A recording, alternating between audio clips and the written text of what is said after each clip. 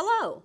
Once you've taken the PI behavioral assessment, we take that information and turn it into a PI behavioral pattern. In that pattern, we measure 4 different drives, or the 4 factors. They are A, dominance, the drive for influence on people and events; B, extroversion, the drive for social interaction; C, patience, the drive for consistency and stability; and D, formality, the drive for rules and structure. Understanding each one of these 4 drives will help us better understand a person and how they operate in the workplace. PI has administered over 20 million assessments, and to make it easy for you, we've created 17 reference profiles. Think of it as shorthand, or an easy, digestible way for you to understand a wide variety of behaviors and needs. Your behavioral pattern might not fit exactly into one of these reference profiles, but most likely they'll come close. Your reference profile most closely matches the analyzer profile. Let's talk about some basic needs and behaviors that come along with the analyzer profile. So first and foremost, your need for structure and rules. You need access to information, you're detail-oriented, and you're thorough. You also need ownership, and you need autonomy in your decision making. You need authority in the things that you do as well. You also have a faster pace, so there's a part of you that needs some variety and needs some access to different things throughout your day. You're more reserved, you're more analytical, and you're more technical in your approach.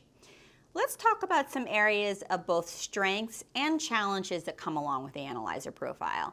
So strengths are, you actually have the ability to be both strategic and tactical at the same time. So what do I mean by that? Because you have some dominance in your pattern, you have the ability to see the bigger picture, and you like to think a little bit differently. But because you also have formality in your pattern, there's part of you that's very tactical and very much by the book, and that provides that more kind of in the weeds approach. So you see decisions from both sides. You can see it big picture, but you can also see it on a day-to-day picture as well. So strengths of that are you're very creative when looking at decisions. You come up with all different ways of approaching it.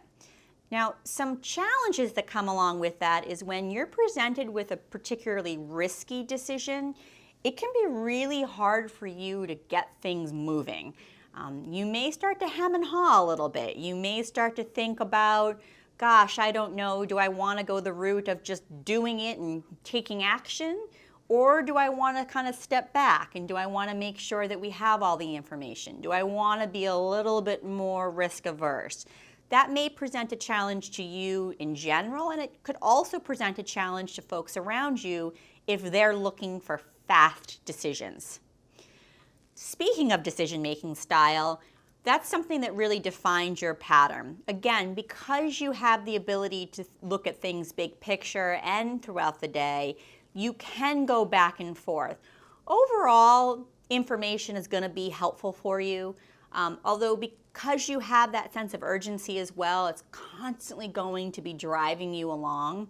You're definitely going to be more analytical in your decision-making style, so you're not going to go get everyone's opinions. You're not necessarily someone who's going to seek out a lot of input. You're definitely more analytical and technical in that capacity. Communication style, also more direct and to the point. Factual, very thoughtful.